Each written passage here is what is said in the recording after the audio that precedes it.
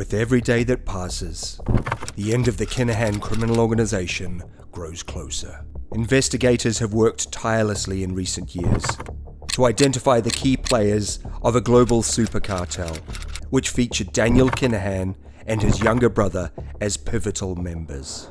At present, the Irish Republic doesn't have an extradition treaty with the UAE, so for now, the Kinahans remain safely in exile. Many of their allies haven't been so lucky though.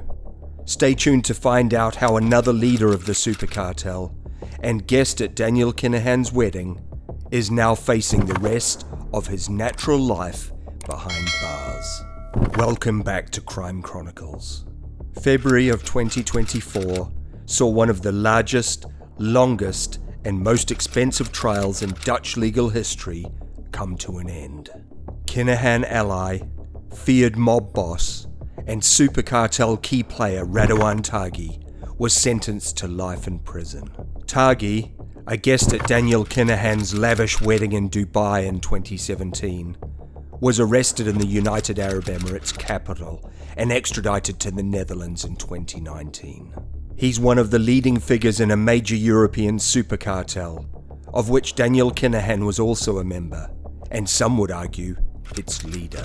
In late February of 2024, Tagi, who is now 46, was among 3 gang members handed life sentences after an unprecedented 6-year trial.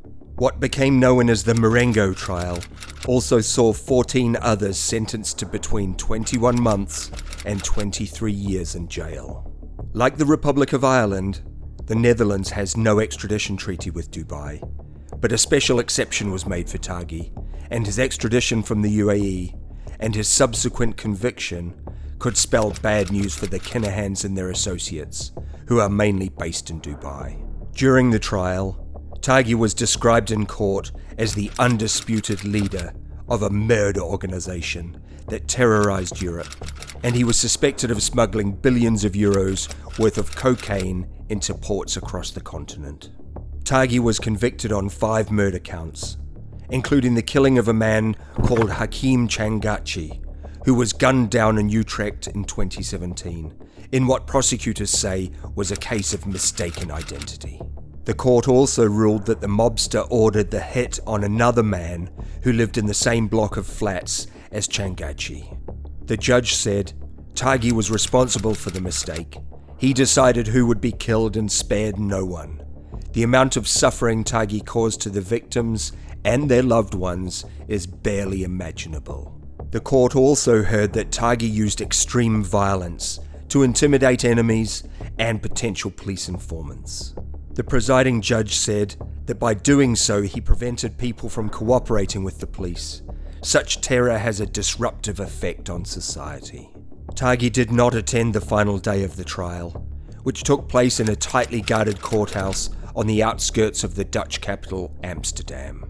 Reports say that heavily armed police wearing body armor, ski masks, and helmets were seen patrolling the streets around the court.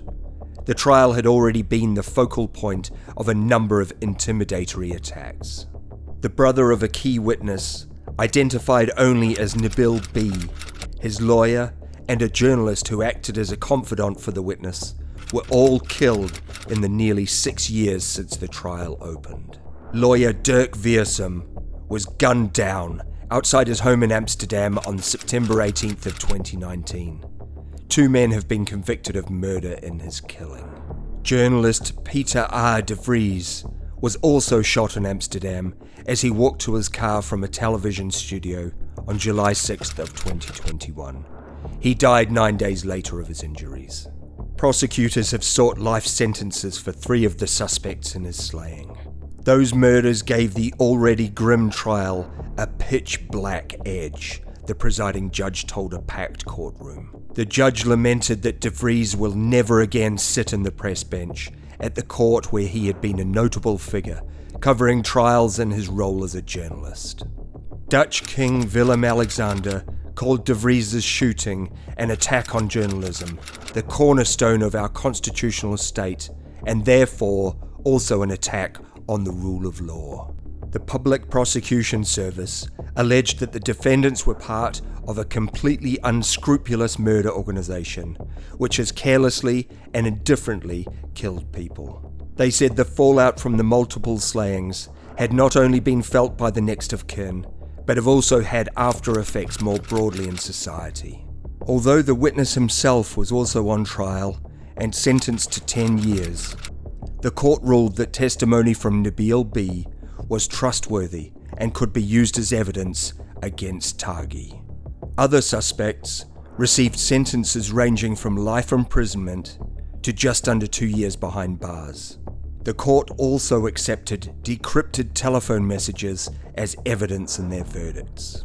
Arguably, the trial only scratched the surface of Tagi's crimes as the leader of a brutal cocaine cartel. His campaign of murders and attempted killings led to him being described by prosecutors as a well-oiled killing machine.